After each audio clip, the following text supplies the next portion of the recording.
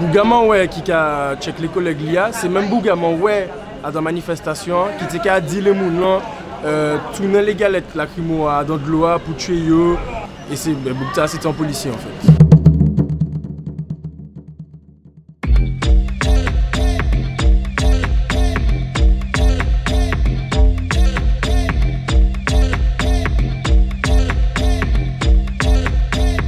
Alors que hier, nous étions au tribunal là, et puis tout ça qui passait, c'est qu'on a attaqué le peuple, alors que le peuple est venu simplement.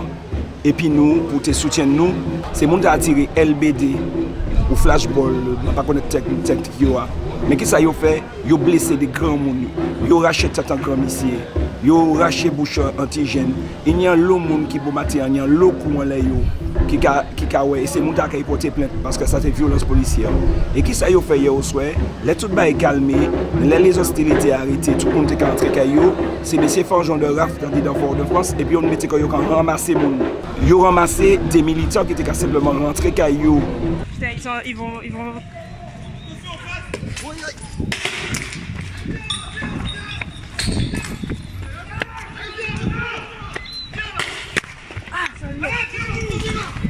Nous, on a continué en fait au niveau du boulevard parce que la fille qui était avec nous, elle était garée proche de l'Atrium. Donc on voulait s'assurer qu'elle soit en sécurité jusqu'à sa voiture. Donc on a plutôt couru au niveau du boulevard. Là, les gars nous ont chassés. Tu sentais dans l'énergie qui dégageait. Les gars étaient hostiles. Tu vois ce que je veux dire? Ils sont pas juste là pour faire régner l'ordre. Ils sont là pour... Et voilà, ils se sont fait taper dessus toute la journée. On peut comprendre ça. Ils sont à cran, tu vois. Je mettais un point d'honneur à pas être violent envers eux, surtout que j'avais pas de raison de l'aide, j'étais juste en train de fuir la violence qui nous balançait dans la gueule. Donc je courais avec mon trépied, je dis lâchez-moi, lâchez-moi. Au bout d'un moment il a réussi à me choper le bras. À partir du moment où il m'a chopé le bras, il y a un deuxième qui est arrivé, les deux m'ont foutu à terre. Et là ça partait en insultes, ça partait, enfin franchement, ils étaient énervés. Les gars m'ont plaqué au sol, d'abord j'étais sur le dos, ma sacoche est éclatée, il y a un petit éclat aussi sur l'objectif de mon appareil.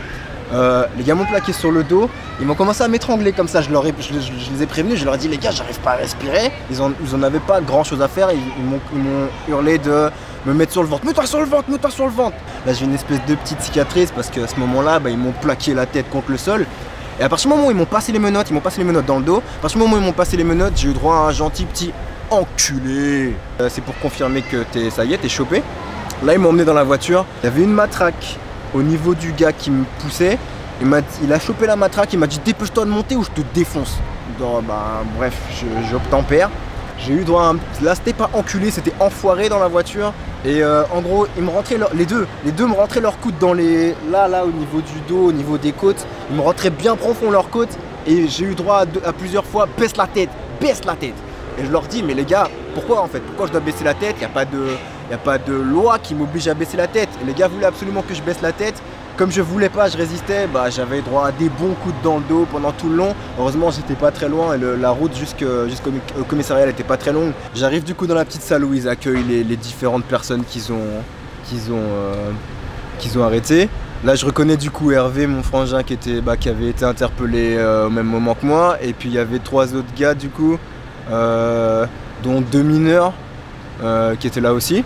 Donc ils nous ont tous menotté à un banc et à partir de là ils nous ont un peu tous interrogés et bien entendu pareil ils étaient pas hyper respectueux, ça puait le sarcasme, ça puait la condescendance, ça puait on essayait de demander notre respect, un minimum, notre condition humaine. Les gars, vous nous avez chopé, respectez-nous, on vous a pas disrespecté, pourquoi vous nous disrespectez? Vous êtes pris des caillasses dans la gueule aujourd'hui, c'est pas nous qui vous avons envoyé les caillasses, respectez-nous. Et ils m'ont demandé de fouiller ce qu'il y avait dans mon sac parce que jusque là ils savaient pas ce qu'il y avait. J'aurais montré du coup que j'avais une dangereuse caméra et un dangereux micro. Et à partir de ce moment-là, ils se sont un peu calmés sur moi. Et du coup, ils se sont un peu plus rabattus sur les autres. Il y a une dame qui est arrivée dans la salle et qui a dit lui là, notez bien l'heure, il s'en va. Et à partir de ce moment-là, ils ont dit que je partais. Et voilà, j'ai checké les frangins qui étaient là et je suis parti. On te donne une cuillère d'empoisonnement tous les matins et on fait ce qu'on veut. On va prendre 7 frères pour les mettre en garde à vue parce qu'ils auraient soi-disant injurié les forces du désordre, qu'ils ont leur procès le 13 janvier. On va leur porter notre soutien en toute humanité, en toute filialité, en toute force, en tout amour nous avons aller porter en aide. Eh bien non, il fallait que plus tard, on prenne des jeunes pour les mettre en garde à vue, qu'on leur demande pourquoi ils courent, en flashball, devant Fidji, moi, on m'a demandé pourquoi ils courent. Donc cette espèce d'ineptie, voilà. Donc Hervé, mon fils, est en garde à vue. Je suis là, je le répète, non pas parce qu'il est en garde à vue, parce que je suis en colère pour cette cause, pour cet empoisonnement à petite dose qu'on nous fout dans le cul depuis des années. S'il y a un procès, je pense que ce n'est pas ceux qui sont empoisonnés, qui sont démantibilés moralement, psychiquement, intellectuellement, physiquement, qu'on devrait mettre en garde à vue. C'est les autres là, moi pas nommer nous.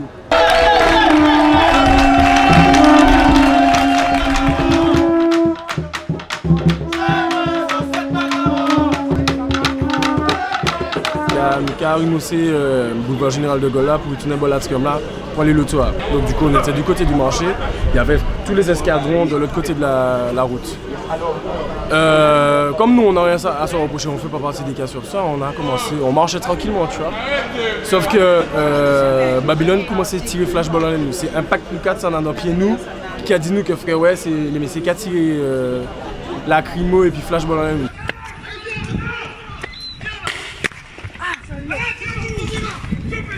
Moitié puis en forme. Nous courir.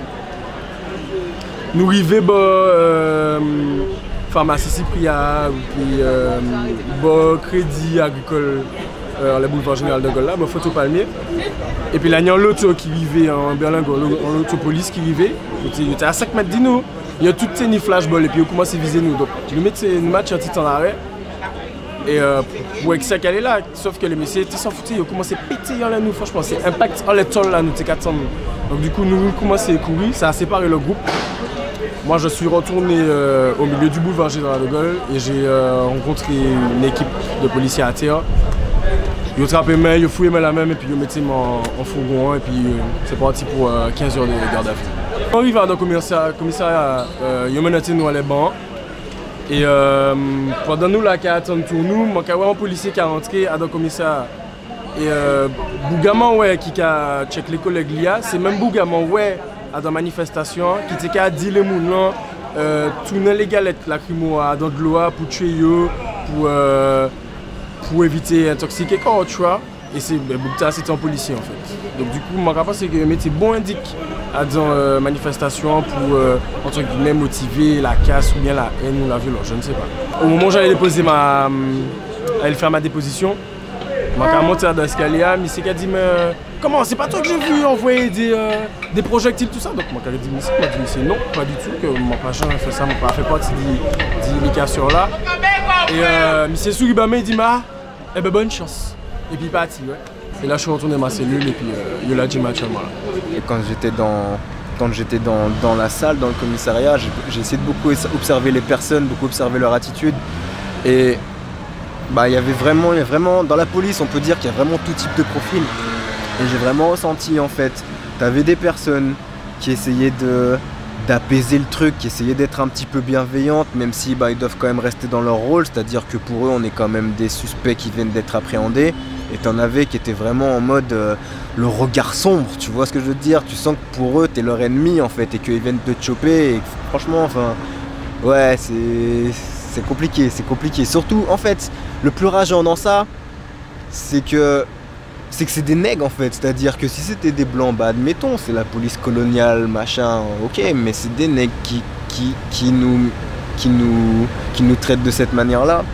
Et j'essayais justement en fait, j'essayais de chercher dans leur regard l'espèce de dissonance cognitive, ouais, c'est-à-dire t'as des ordres d'un côté, mais d'un autre côté tu vois bien que ce qu'on te demande de faire, c'est un petit peu, je dirais pas forcément contre nature, mais ça devrait aller à l'encontre de tes valeurs. À la base, si tu t'engages pour protéger et servir, tu te rends compte que là, ce que tu es en train de faire, c'est pas protéger et servir, ou alors c'est protéger et servir qui, en fait?